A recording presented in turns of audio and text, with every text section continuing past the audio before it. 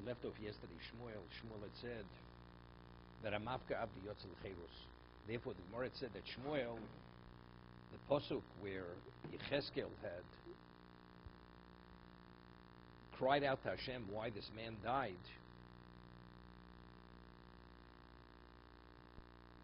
Shmuel is able to be of the opinion that he did a good thing. That he sent what? That he sent the slaves to Veschanan, rather than sending the Jews themselves. It was the slaves of the Jews, the Evet Kananim.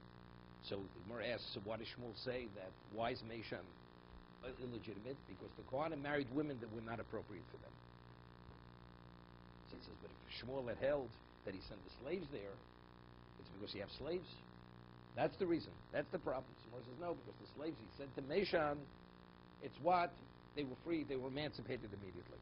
Because of Mafkar Avdo, because since they were Miyayish, they had despaired from their slaves, which is equivalent to Hefker, therefore they're freemen.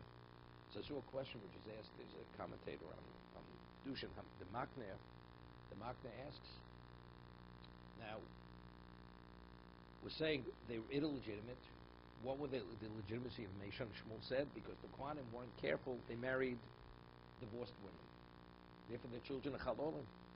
Now, what's the halacha if a Kohen marries the daughter of a convert?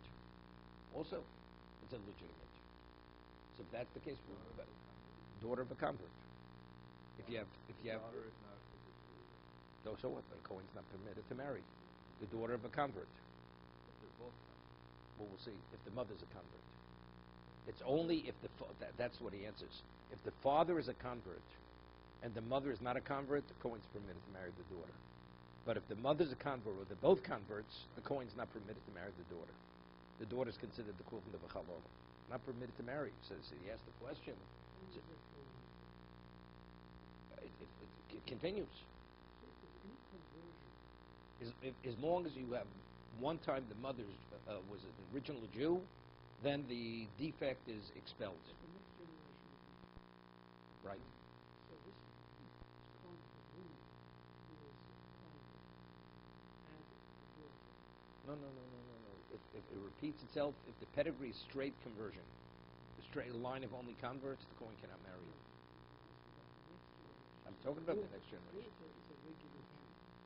What was the mother? The mother was a convert, and she had the daughter as a Jew. Now the daughter is a full Jew. Okay? She's the daughter of a convert.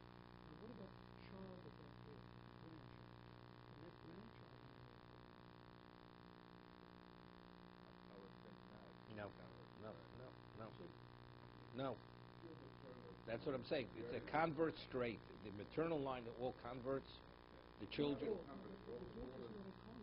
doesn't make a difference. But again, the pedigree was never impacted to be integrated into an original pedigree.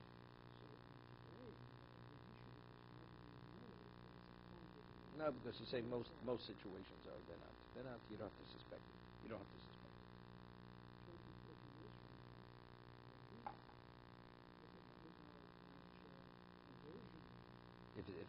If it has to be looked into, you have to look into it. I mean, there are other issues of legitimacy. But we're saying it doesn't make. But if the mother along the line was an original Jew, that again that dispels the defect. The defect is removed from the line.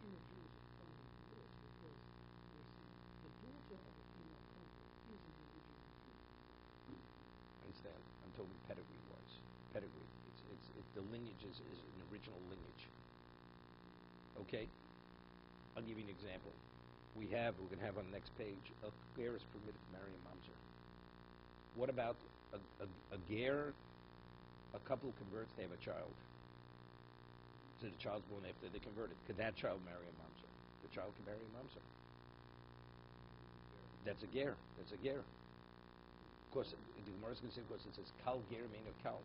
It says, Lo yovo mamzer bekal Hashem. Kal Hashem means the congregation of God. Gerin, they have no pedigree.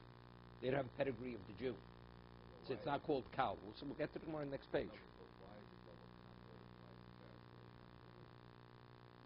No, if the mother is a convert. and they have a child. They have a child. That child can marry a mamzer. Of course, it's not a kal. Because they don't identify. That's considered a ger. Grandchild too. If it repeats itself continuously, it's not kal Hashem. Same thing. It's not kal. Doesn't make a difference, but it's still not kal Hashem. It says lo yovam mamzer b'kal Hashem. You have to have that special pedigree. They don't have that pedigree. If you have the pedigree, then a mamzer cannot marry into that group. But if they're not kal Hashem, then mamzer can marry them. Okay, let's see. So what he answers is that. So he says, what does Shmuel have to say? The reason why Meshan are considered illegitimate because the Kohanim married Grushos. What did we say? They married converts, right? They married after they were emancipated, even though they're converts. So that's the reason why the children are chalolim. So he answers very simply. He says, when he suggested they should send the slaves to Meshan, it was the men, not the women, right? It wasn't the women; it was the men. So who did the men marry? They were Jewish women. So the children, even a ger who marries a regular Jewish woman, what's the child? Child is available. Is a full Jew. That's available to a Kohen. Therefore, Shmuel had to say it was Kohanim married Grushos. That's the reason why they're chalolim. That they're converts marrying regular Jewish women, that's not a problem, because the child of that marriage, of that union, can marry a Kohen. Therefore, so what is the basis of the legitimacy? It was the Kohanim themselves weren't careful, they married divorced women. And that's the reason why they're chalolim. Which one?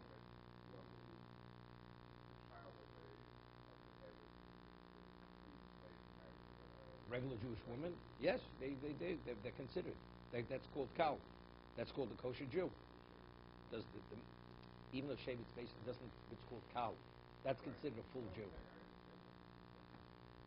He'll inherit from his grandfather. When his mother inherits from her father, he will inherit. Okay.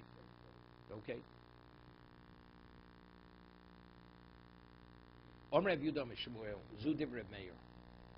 Rav Yehuda says name is Shmuel. This is the position of Reb Meir. Okay, this is interesting. When the Mishnah says Ezer Olam Bavel, and he brought up all the various classifications of legitimate, illegitimacy, and he left Bavel as sold in the key as pure flour. He says that's Reb Meir's position. But the Chacham that present the argument, Reb Meir says every Jew, wherever he comes from, has the presumed status as a kosher Jew. You don't have to be concerned. Therefore, you don't have to do any bedika. One doesn't have to verify the pedigree. The presumption is they're kosher. Because the vast majority of Jews, unless you know it's illegitimate, the presumption is they're legitimate. Amema shorale l'rafuna barnosa l'mitzav itza michuziyaiso.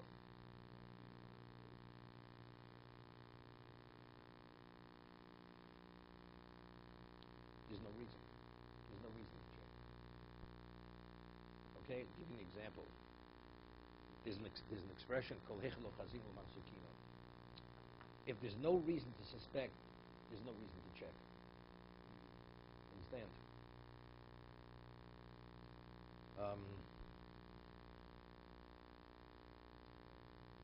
Omali Ravashi my daitoch. So Rav Meir permitted Rafuna bar Nosson to marry a woman from this community, which was not within the boundaries of Bavel that we said before, that they're all considered of special pedigree. Omali Ravashi my daitoch. What's the basis for your position? That you allowed him to marry a woman from that community? What's the basis? Oh, Domer of Yudam Shmuel Divrei Meir, Avachachomim Omrim, Kol Rotzat Cheses Kasha Sein Omdos. The basis is because you're of the opinion that it was said name of Shmuel, that's a minority opinion, but we rule like the Chachomim that the Jews that come from there are kosher. But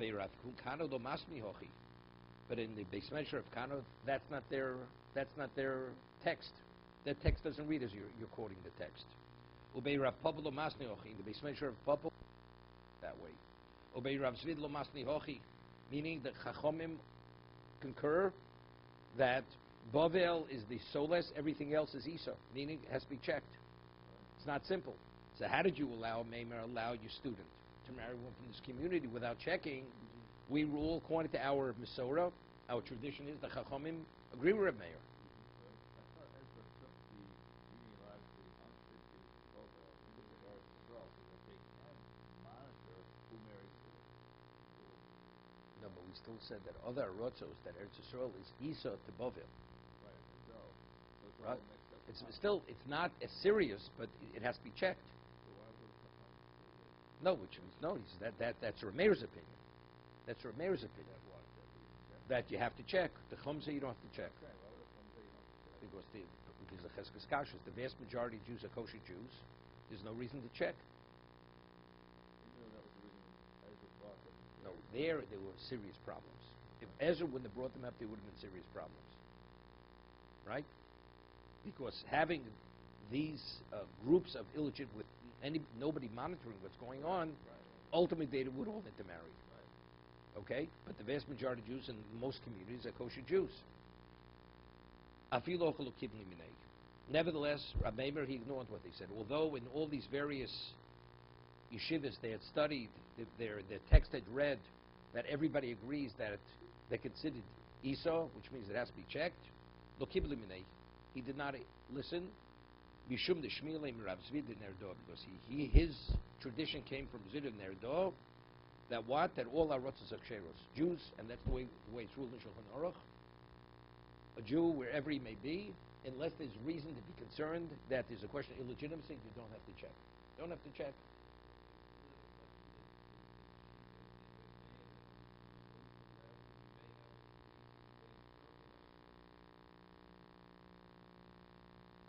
So that would be good.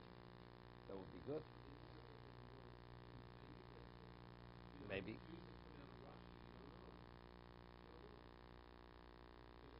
No. As I said, if there is a basis to suspect that there's illegitimacy, you have to check. There's no question you have to check. Yeah, I'll give you an example. Let's talk about Ethiopian Jews. Right? They claimed they were Jews, the original Jews. It was questionable. But if they're Jews, definitely they did not know the laws. And this was, in India, they had a community called,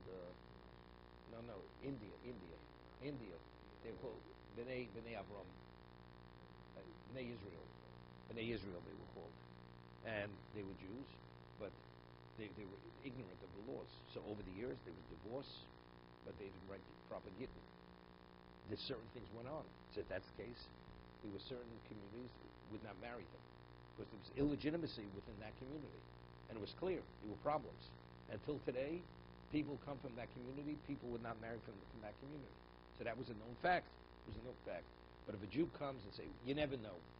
Never know is not a basis. There's a presumption every Jew's kosher. Unless you know, there's definitely a problem in that community. Like I said, for Mesha. Mesha was a community, they were, as in Mesa, they were all legitimate, they were mamzerim. What every Jew in Mesha was a mamzer. But the vast majority of the people, because they didn't conduct themselves properly, gittin, whatever it is, they give, people give civil divorces. They don't give halakhic divorces. So what are the children? They're illegitimate.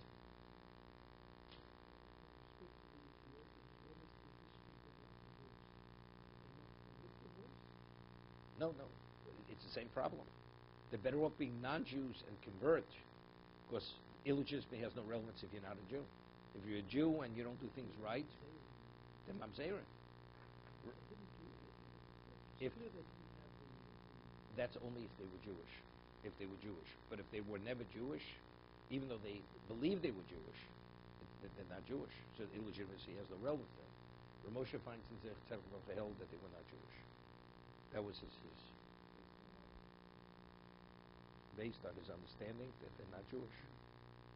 But regardless of what Haile Selassie said, he's from the line of Judah, all that, it's irrelevant. He said they weren't Jewish. They were no different than the African saying, and later, I once said, through DNA was proven that the DNA of the Ethiopian is identical to the DNA of every African. There's no difference in his DNA.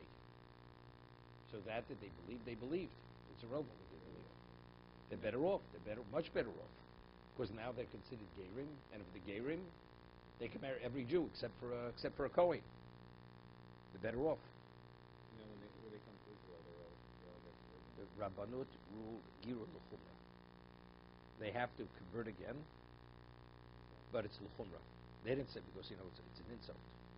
So they say, you have to undergo the process of conversion, but they didn't do that checking regarding accepting mitzvahs.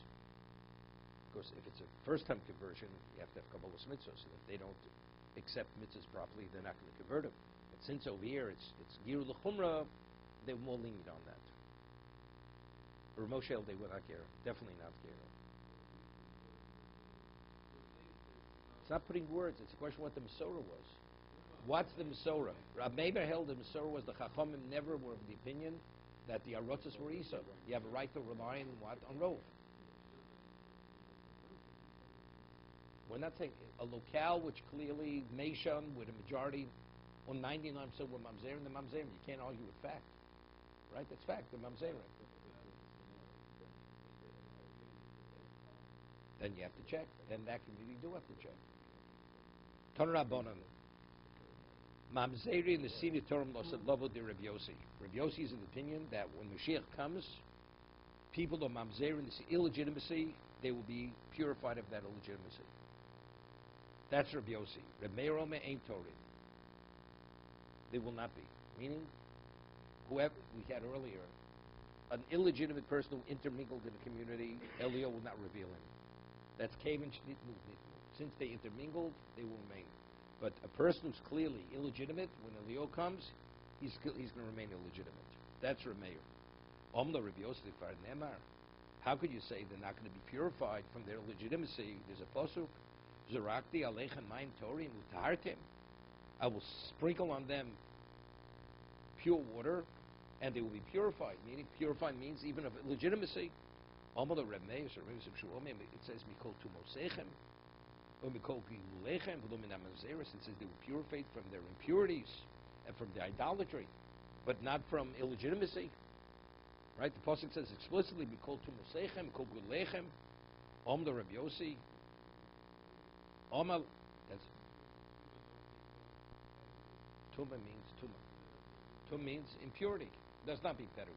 But Rabbi Yossi comes back and says, but there's another word. It says, Kshuome atayr eschem, but it concludes, I will purify you. That's totally superfluous. What's the atayr eschem?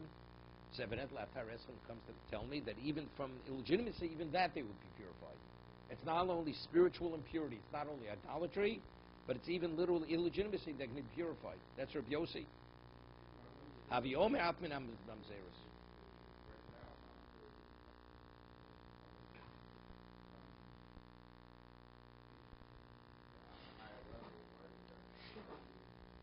There's a basic question. You mean to say Torah is going to come to an end? It says, Lo yavam Rabbi Hashem. If mamzerim are going to be purified, that means the provision of mamzer, Lo yavam Rabbi Hashem, that negative commandment is not going to be in effect when Mashiach comes. The Torah is immutable. So how could you say this? So the Rishonim asked the question. So the Rishonim answer, the past will be purified. But going forward, if somebody has a union which is not a permitted union, and the child is conceived, that child will be a mamzer. It means from the past, that illegitimacy will be purified. That'll be cleared. The slate will be cleared. But going forward, again, everything will be put back into effect. That's what is based on this pasuk in Yechezkel. Hashem says, the past, we're going to start all over. When Mashiach comes, everything starts over again. He's no longer a mamzer. No longer a mamzer, even though he was a mamzer. Everybody gets a clean pedigree, clean lineage, and going forward, if somebody again messes up, then you'll have mamzer again.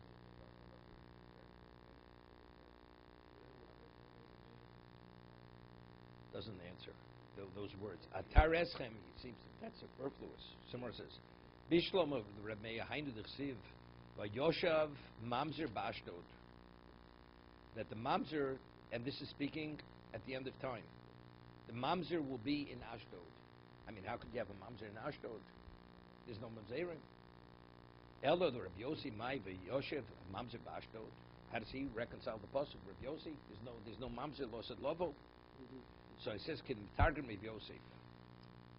As Rabbi Yosef, throughout Shas was an expert in targum. There's an interesting tosis in Gemara. Now, why was Rabbi Yosef such an expert in targum? Does he say anything on the bottom? He brings tosis.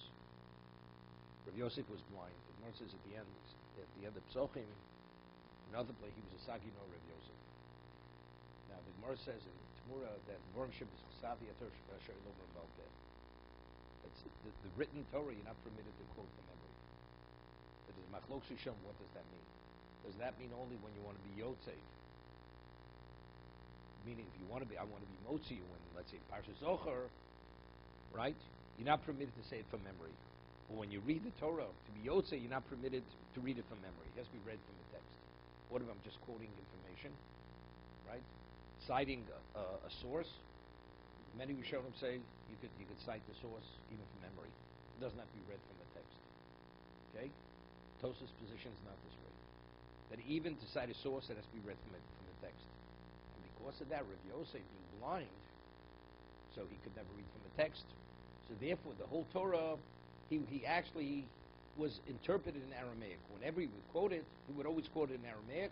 Therefore, he was the expert. He was proficient in all the Aramaic translations of Tanakh for that reason. Part of the written law, you're not permitted to quote from memory. Mishmur speaks about this in Chel Kalim. What? No. It became blind later. Okay.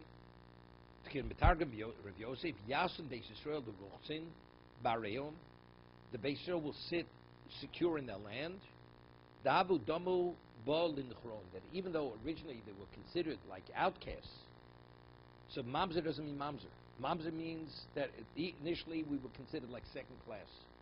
So they, although initially were considered not secure in our locales, when Mashiach will come, it will no longer be that way any longer. So Mamzer doesn't mean illegitimate. It means a second class type citizen as a Jew.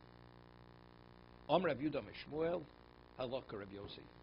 We rule like Rav Yossi, that lost lovo, that Mamzerim, it seemed they were purified. Meaning, the slate is going to be cleared, and again, to begin over again. Always. We always,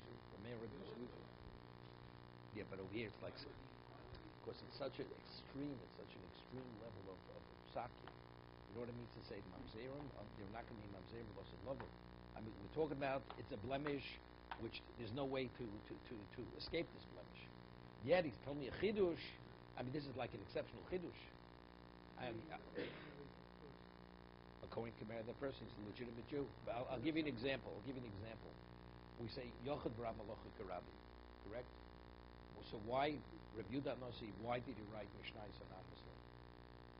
Right? Evidently, the anonymous Mishnah has a person behind that Mishnah, so he should identify who that person is. Yet Rabbi Yudah Nasi conceals the identity of that person. So Rashi explains in Deyo, because normally we say Yochad B'Rab Malacha Karabi. Minority versus a majority rule, like the majority opinion. Let's say the opinion of the Mishnah is a minority opinion. It would be stated minority and majority. So how would people deal with it? They would like the majority. For Rabbi Yudah Nasi, Ubezdin, or Bezdin, they evaluated the positions and they felt the minority opinion was a more cogent position than the majority opinion. Therefore, he stated it anonymously, because if he would identify the people behind it, people would rule incorrectly. They would follow majority. Normally we say, Reb Yossi Remei Halacha Reb Yossi. But this is such a,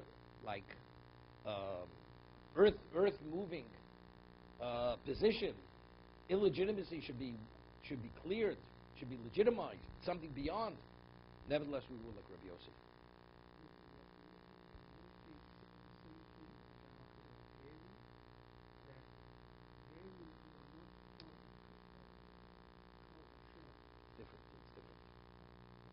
A woman who is defiled. No, that's a defiled woman. Let's say a woman was raped. Again.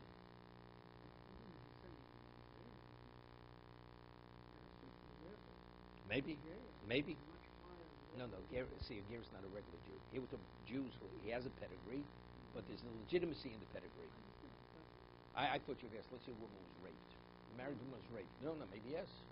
That's no worse than it's a person who has a pedigree, but they were defiled. That defilement will be overcome. They'll be purified. They'll be reinstated. A ger is not a question of reinstatement. A ger is a ger. They're not part of part of Klal Yisrael, a ger.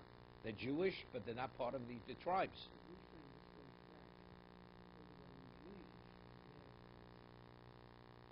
If it's continuous ger, continuous, they were never Jews, original Jews. The great-great-great-grandmother was a ger. A Gioris. Root. Good, so good. Her great-granddaughter is no longer Gioris, because her great-granddaughter, her great-grandson married a what? Married a Jewish woman, and therefore her child is a full Jew. Because it was a Jewish woman. Correct. I'm saying that the great-great-grandmother, you take away all the female line. That doesn't change. That never changes. So they're Gabriel. They would be Gera. Right. In terms of Jewish people, any Jew other than a Kohen can marry that. Correct. But with a mamzer, no Jew. Correct. Kohen, Yeah, but I'm explaining to you, but what's the difference between a mamzer? A mamzer, no, a mamzer has pedigree, except there's no legitimacy in that pedigree. That's what it is. The father is the father, right? Except, unfortunately, there is a deficiency in that pedigree because incest or adultery happened. That's what caused it. So that deficiency will be weeded out. So the person will be reinstated to be the quality pedigree, right? It will be rehabilitated. A ger, it's no rehabilitation. As much as you go back, it's not an original Jew. Right? That's the difference. It does make a difference, but they're still not part of Klal Yisrael. They're not part of Kohol. They're not part of a Shevet. They're not part of a Shevet.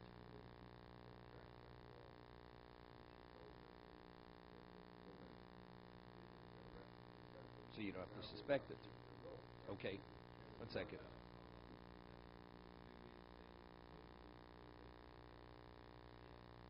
It's no worse than a mamzer. Yeah, because we had before cholo. If we now where he's a cholo, he does the avodas kosher. No. But you see, he's a Kohen. He is a Kohen. Because let's say a person believed the Kohen. No. Let's say a Kohen adopted a child. We never knew he was adopted, and he did the avodah. Later we find out he was adopted. He wasn't a Kohen. The avodah is definitely not kosher. But yet, if he fathered a child from a grusha, and we weren't aware that the mother was a grusha, the avodah is valid. So what does that mean? So you see, he has a status of a Kohen with a deficiency, right? Because he's Zaro Shalaro. He is the seed of a Kohen, right? Okay, 1 second. Rav Yosef. Ilavdom Rav Yudam Shmuel Halok Rav Yosef. When saying Shmuel that we will like Rahab.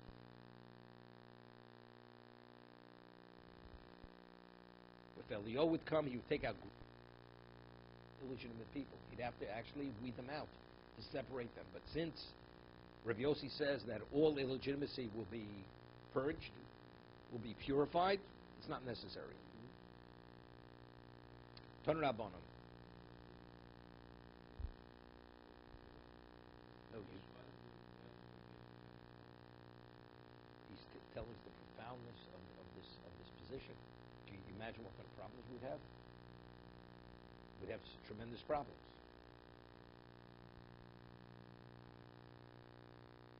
You know, we have the whole concept of Tishbi Torah's Kushas Rabbayos. Everything's being resolved when Elio comes.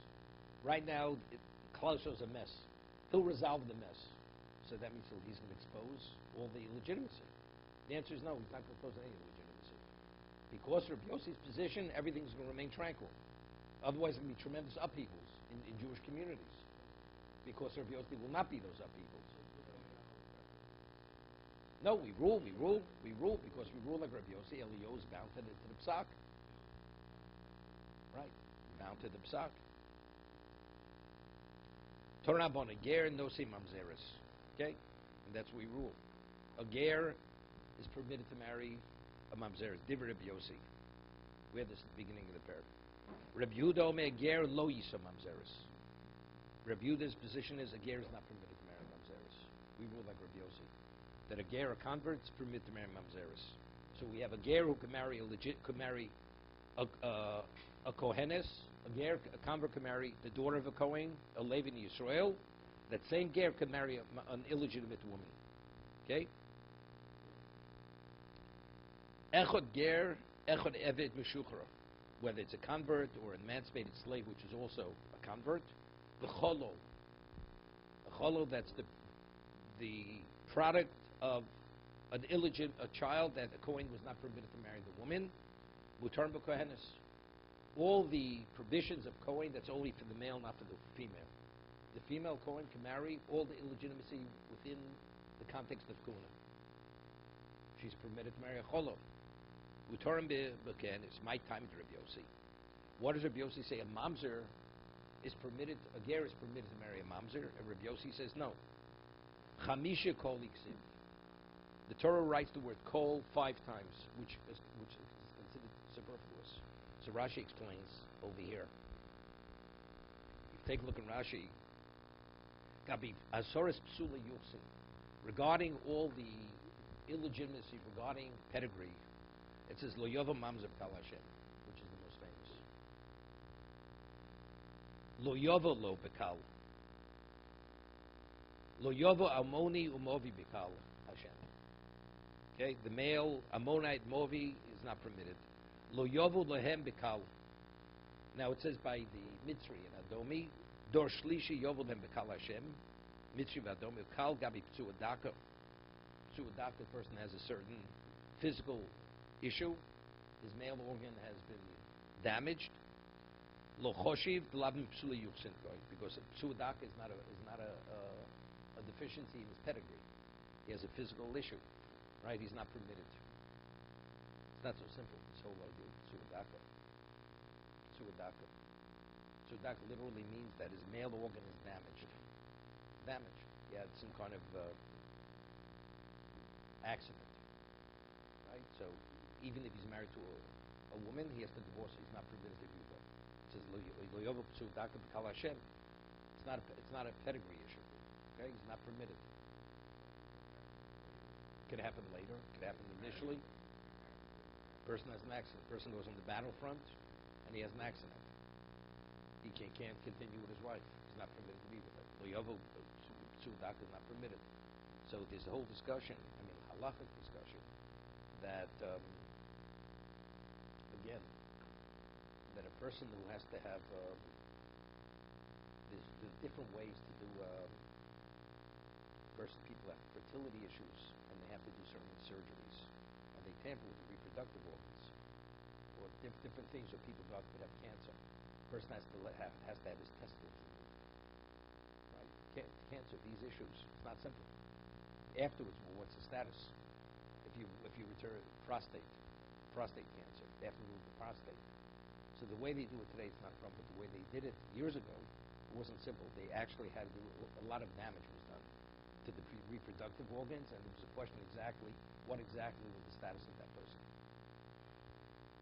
Okay. So it says, so Rashi explains, we have Kal Hashem 5 times. Chamisha kol iksivi. Chad lekohanim. 1 is for the Kohen. You'd say, maybe a Kohen who's of special pedigree, he's not permitted to marry all these illegitimacies. But what about a Levi, Israel, who doesn't have that special pedigree as a Kohen? Maybe he's permitted. Chad Leviim. The others know, even a Levi. A Levi is not permitted because a Levi also has a certain pedigree. Chad L'Israelim, a Jew. Chad L'Mishri Mamzer B'Shtuki. Okay? What about a Mamzer being permitted to marry a Shtuki, a questionable Mamzer, Safi Mamzer? There's a question we had earlier. What's a Shtuki? A woman's pregnant, and you're not sure exactly who impregnated her. And the child says, is that my father? She tells the son to keep quiet. Verse 3.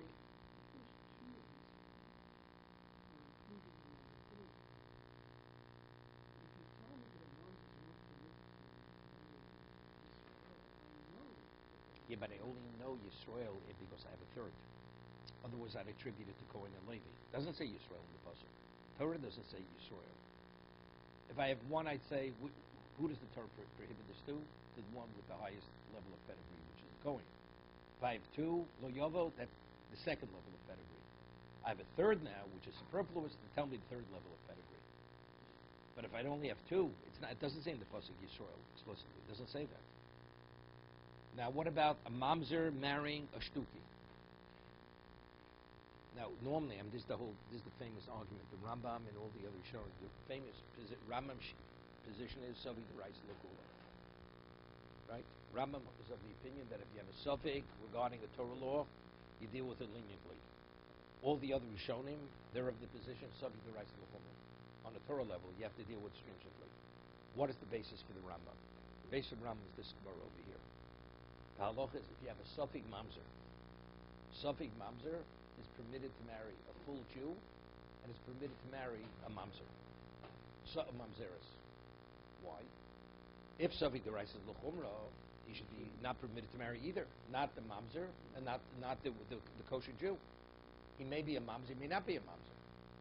But yet the Torah says Savi mamzer is permitted to marry a mamzeres. And the Savi mamzer is permitted to marry a full-fledged Jew. How is it possible? Evidently, because the Torah says mamzer vadiv lo mamzer Savi. When the Torah prohibits mamzer, it's only a deftin mamzer, not a questionable mamzer. But if Savi D'Oraisa L'Chumra, we should say Savi D'Oraisa L'Chumra, she should not be permitted to marry either. So that's the question. Is this the exception to the rule, or is this the rule itself? Rambam learns that this is the rule itself. This is the example, Savi D'Oraisa L'Kula, and I draw it from here. Normally I would say, logically, Savi D'Oraisa L'Chumra.